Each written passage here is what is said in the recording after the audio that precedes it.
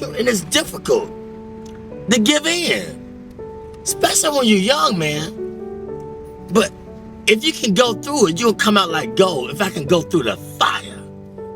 They don't want to go through the fire. They want to get the lotto and go to Jamaica and the Bahamas and do their own selfish thing. But he said, if you wait till I exalt you, I give you the desire of your heart. But it's difficult to wait because everybody's in a hurry. Technology, it's fast, it's in a hurry. They're angry, they're frustrated, they ain't got time, they're on the cell phone, they want to text message you, y'all in the same car, you gonna text message him, he right there. You know what I'm saying? Everybody in a hurry, I don't know where they going, but when they get there, oh, they gonna be sorry. The faster you try to get there, that career, that money, and you're gonna figure it out that, man, it was the journey. It was not the destination. You was in a hurry to get there, to come up, to be this, to be that. And when you get there, you're gonna feel discouraged more than you did before you even started to get there. Cause it was the journey, the people that you didn't stop to talk to like me at checkout. The people at the gas station. You was in a hurry to get there, but it was the journey. It was the gas station. It's checkers. It's the journey, not the destination. Because the destination is steadily evolving. We always growing in wisdom and knowledge and understanding. It's always evolving. And we can never obtain it because it's steadily, constantly evolving. The more humble you be, then the more you can be fulfilled with the truth. But when you think you got it and you're on your way, then you're going to get less of it because can't nobody talk to you. You can't stop. You're in a hurry. It's a difficult thing, but you got it. I see the intensity. Especially being with him. He ain't nothing to play with. Then he talking to me, and you seeing it, you like, wow. You're already amazed at his skill and your relationship, but he's showing you the journey. That's very important, amen. He's showing you how to relate, connect to the people.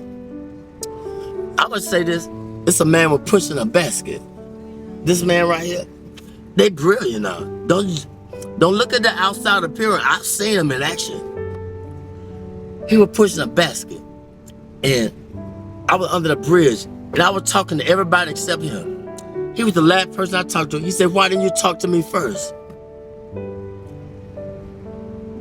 He said, I should have talked. He said, don't you ever pass by a man pushing a basket and don't acknowledge him. I never do it in my life again. I talk to the person pushing that basket, how's your day? How you doing? I talk to the homeless people because they say be careful how you entertain strangers. And most people that came off the street and they got their career together, they won't even let you know that they've been through it. They try to act brand new. It's a testimony. What you go through, it's for us to inspire somebody else. It's for me to pull the weak ones up. It's for you to pull the weak ones up. We don't go through this because of our own selfish reasons. We go through this to give them a testimony of how far God has brought me. It was never about me. I thought about me. Why I'm going through this. He said, back up, man. Who you going to inspire? Who you going to tell somebody about the glory, the grace of God if you don't go through it? Get out of yourself. And once I step back, I be seeing the deep things of God. And so I don't play with him.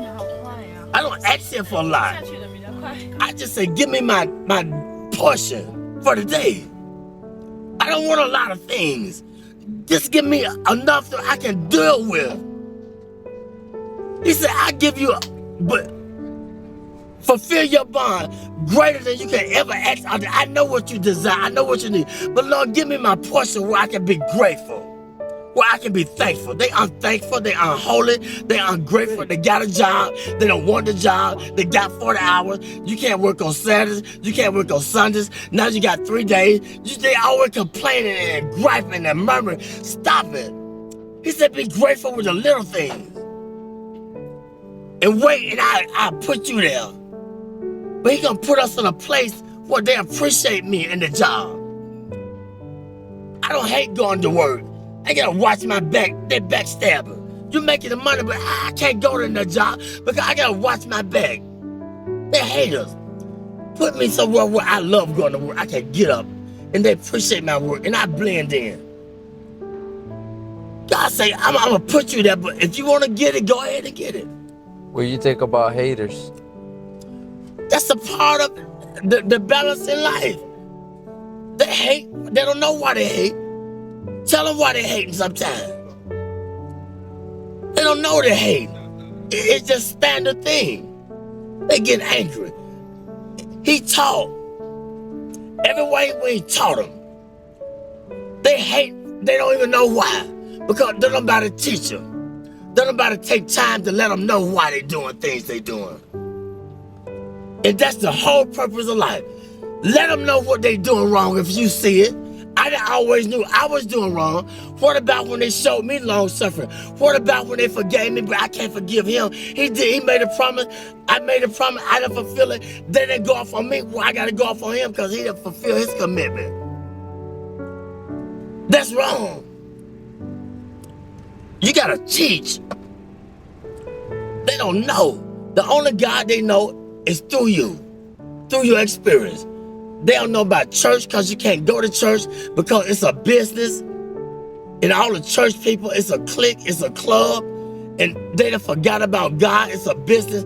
Look here, it's just the world.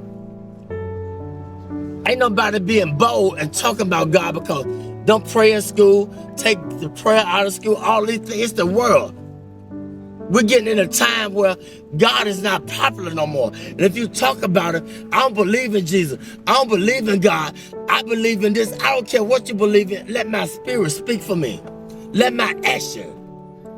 But it was a time when I was just a hearer and not a doer.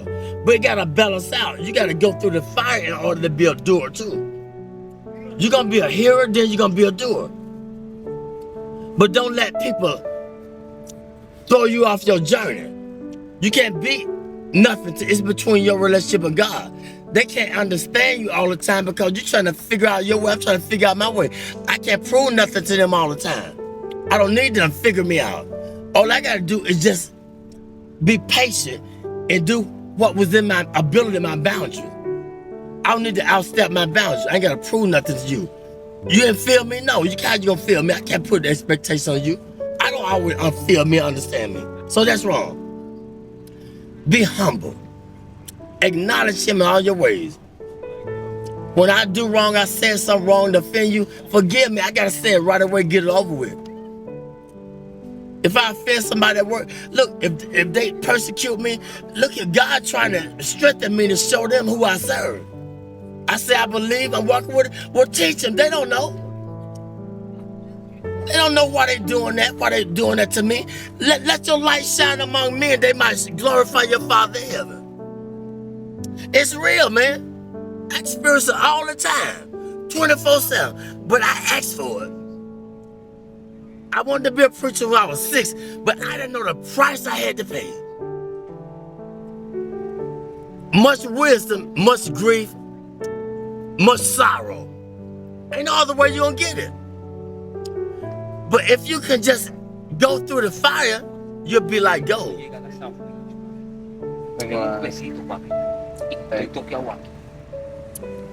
The first thing they do when you go to a pawn shop and take what they do? How do they determine if it's gold plated or what? What they do? What kind of test they take it through? When you take the jewelry to the pawn shop, how do they determine if it's real or fake? They put it through the acid test. They put the fire upon it. That's how we know if we're real or fake. We're going to go through the fire. You're going to have disagreement with each other, but it's okay. You're going to be friends. But if you have a disagreement, it's just a disagreement. That don't mean you ain't got to see him no more and talk to her or talk to her or whatever. I want to go to work. I don't want to go to work because they stressing me out on the job. You feel me? They ain't receiving me with my full potential. And I don't know why I don't want to go to work. I got to understand why. Why I don't want the job? Because something ain't right. And I gotta acknowledge it. I ain't gonna sell my soul for the job. God said, I'm trying to put you over here, or I'm trying to let them know through you, let your light shine. But I'm hating on them because they ain't feeling me. They don't understand me. Amen. You gotta teach them. You see how they flee? Yeah. They want $1, want $0.25. He could have got everything that he needed if he just would have been patient, but it's okay. You recording this? Yeah. It's okay. I'm telling the truth. It's all right. I thank God for you. Y'all are blessings to me. A true blessing. I ain't got nothing to hide. My burdens are heavy, but when I'm weak, he's strong through me. He speaks through me. The weaker I get, the more frustrated I get with my life, and I did this, I did that, then the more he speaks through me, the more he takes control of me. That's just where he wants you at. Get frustrated. That's when he gonna speak through you. But he gotta get you in that point where ain't nowhere else to go but to him. He said, those that I love, I correct them. I chastise them. When you go to jail, it's called the Department of Correction, Rehabilitation. But we get mad at the correction. He said, if I didn't love you, I would correct you. He could have took our life. Amen? Amen. He could take the life. But he corrected me. I just thank God for y'all. I see it in your eyes, but this is what Solomon asked. Solomon was the wisest man that lived. He had everything that man could desire. But one thing God said, leave the foreign women alone. But he couldn't understand why he had a desire for the foreign women. But see, the Lord knew that they were going to turn his heart against him.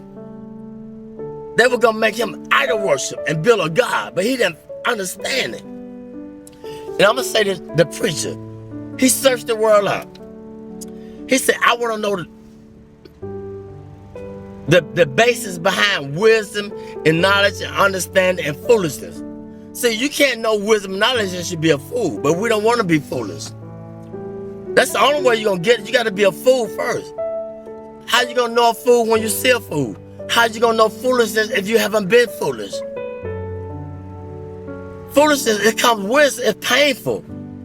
Because we think we all of that. We got a lot of abilities. We can create.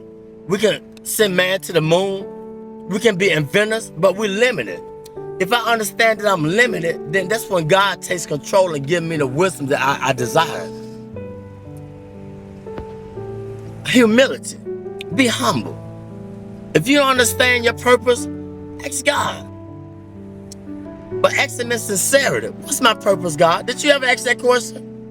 What's my purpose? Why I'm here? What am I meant to do? But sometimes he can't tell us all at once. It might be too much.